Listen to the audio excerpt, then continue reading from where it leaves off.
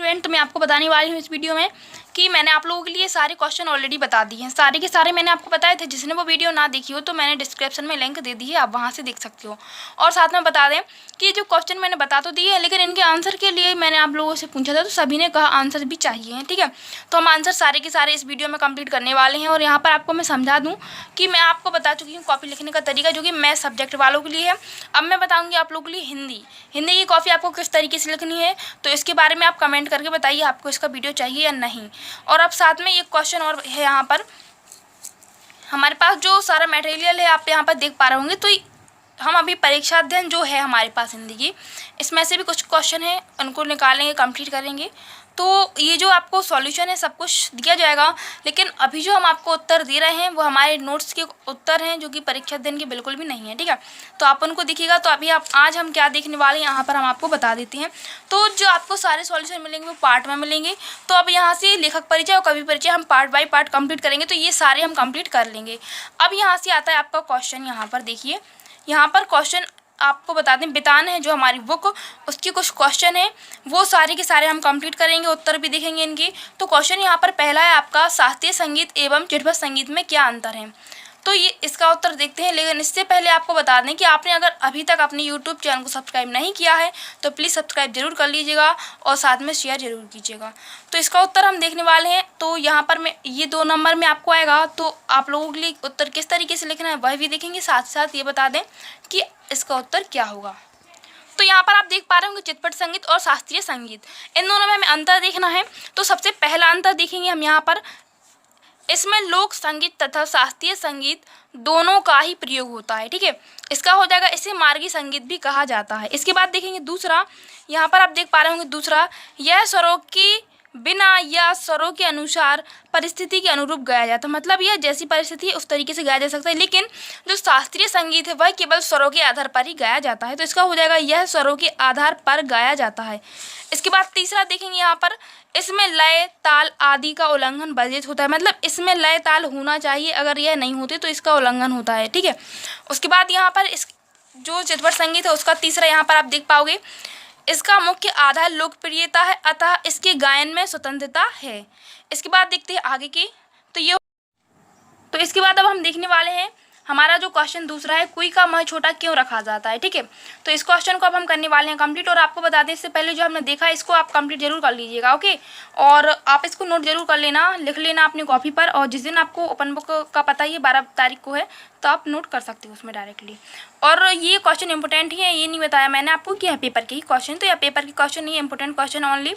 तो इनमें से बहुत से क्वेश्चन आ जाएंगे, तो आप लोग डायरेक्टली लिख पाओगे। तो इसका जो आंसर है यहाँ पर आप देख पाओगे। और ये जो आपको बता दें क्वेश्चन हिंदी बितान का है, राजस्थान की रजत बूंद चैप्टर से है। तो यहाँ पर देखेंगे अब हम इसका आंसर। तो इसका आंसर हो जाएगा, कुई का मुँह अन्य जल स्रोतों जैसे तालाब नदी की अपेक्षा छोटा रखा जाता है, क्योंकि आप अगर इस तरीके से लिखते हो तो आपको पूरे में से पूरे मार्क्स मिलेंगे। इसलिए आपको इस तरीके से लिखना है, क्योंकि छोटा मुँह होने की वजह से इससे पानी आसानी से निकाला जा सकता है। और दूसरा हो जाएगा, इसका मतलब कारण बताना हमें, छोटा मुँह होने से इसे अच्छी तरह से ढका जा सकता है। और इसके बाद यहाँ पर है, इससे कुएं का पानी गर्मियों के दिनों में बाष्पीकृत नहीं होता है। तो ये आपको सारे लिख देने हैं। ठीक है, ये 3 आपको लिख देनी है। तो ये हो गया आपका इसका आंसर। अब इसके बाद देखने वाले हैं हम आगे की जो क्वेश्चन है हमारे। तो इसके बाद हमारा जो क्वेश्चन है आप यहाँ पर देख सकते हो, एलोरा की गुफाओं से आप क्या समझते हैं। ठीक है, तो इस क्वेश्चन को हम सबसे लास्ट में करेंगे। इससे पहले हम करने वाले हैं इस चौथा क्वेश्चन जो है हमारा, लता जी की गायकी की कौन कौन सी विशेषताएं आपको प्रभावित करती हैं, जो 3 नंबर का है। एलोरा वाला भी हम कंप्लीट करेंगे। वीडियो को लास्ट तक बने रहिए और सब्सक्राइब जरूर कर लीजिएगा चैनल को। तो यहाँ पर जो क्वेश्चन है 3 नंबर में आने वाला है, तो इसको देखेंगे हम। आपका जो क्वेश्चन था कि लता जी की गायन की कौन कौन सी विशेषताएं आप लोगों के लिए प्रभावित करती हैं, तो आपको यहाँ पर इसकी जगह पर ये लिख लेना है कि लता जी के गायन की निम्नलिखित विशेषताएं हमें प्रभावित करती हैं। अब कौन कौन सी हैं वो हम इस वीडियो में देखने वाले हैं। तो पहला हो जाएगा आपका सुरीलापन। लता जी के गायन में सुरीलापन है, उनके स्वर में अद्भुत मिठास है, उनका उच्चारण मधुर गूंज से परिपूर्ण होता है। उसके बाद दूसरा, स्वरों की निर्मलता। तो लता जी के स्वरों में निर्मलता होती है। लता जी के जीवन की ओर देखने का जो दृष्टिकोण है वह उस गायन की निर्मलता में झलकता है। ये आपका हो गया दूसरा। अब इसके बाद देखने वाले हम तीसरा पॉइंट, जो कि यहाँ पर आप देख पा रहे होंगे, कोमलता और मधुरता। तो लता जी के गायन में या फिर स्वरों में कोमलता एवं मुग्धता है, तो यहाँ पर मुग्धता और मधुरता की बात एक ही बात है। यहाँ मधुरता जो है मिठास की तरह होती है, मुग्धता मतलब होता है जैसे कि हम बोलते हैं मन मुग्ध हो गया, उस तरीके से, ठीक है। तो लता जी के स्वरों में कोमलता बा मुग्धता है और इसके विपरीत नूरजहां के गायन में मादक उत्थान दिखता है। अब ये 3 हो गए। इसके बाद देखने वाले हैं हम आगे के, जो कि यहाँ पर पॉइंट हमारा होगा तीसरा, ये आपका हो गया। इसके बाद यहाँ पर आप देख पाओगे चौथा, तो नामदमय उच्चार बताना है आपको। नामदमय, तो इसमें आपको बता देना है उनके स्वरों की यह विशेषता, उनके गीत के किन्हीं 2 शब्दों का अंतर स्वरों की आलाप द्वारा सुंदर रीति से भरा रहता है।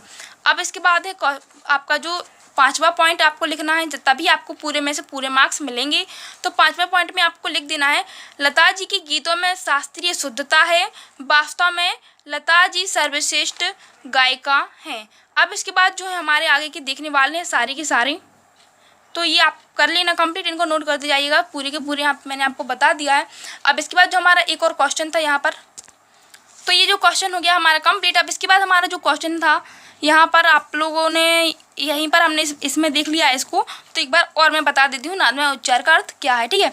तो आपको सिंपल था, इसमें कुछ नहीं लिखना है, डायरेक्टली आप यही लिख सकते हो, यहाँ से मैंने आपको बता तो दिया ही है। तो आपको यही लिख देना है इस क्वेश्चन में कि लता जी के स्वरों में नादमय उच्चार होता है।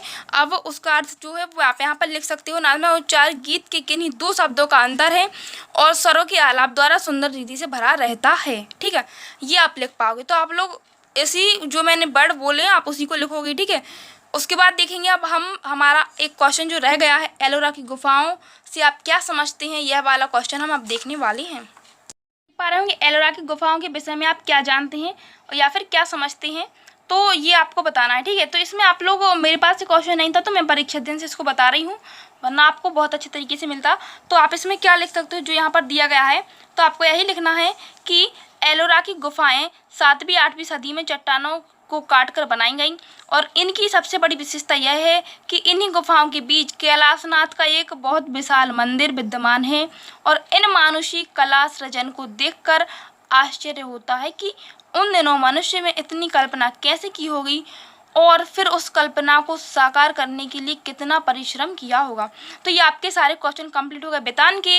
अब हम अगली वीडियो में देखेंगे अभिव्यक्ति और माध्यम के, जो मैंने आपको ऑलरेडी बता दिए हैं क्वेश्चन, आंसर मैं आपको उनके बता दूंगी। इसके बाद आपको मैंने बताया था कॉपी लिखने का तरीका, तो ये जो है अगली वीडियो में आपको मिल जाएगा। अगर आप लोग चाहती हो तो कमेंट में बता दीजिएगा, तो आप इसका भी स्क्रीनशॉट कर लेना।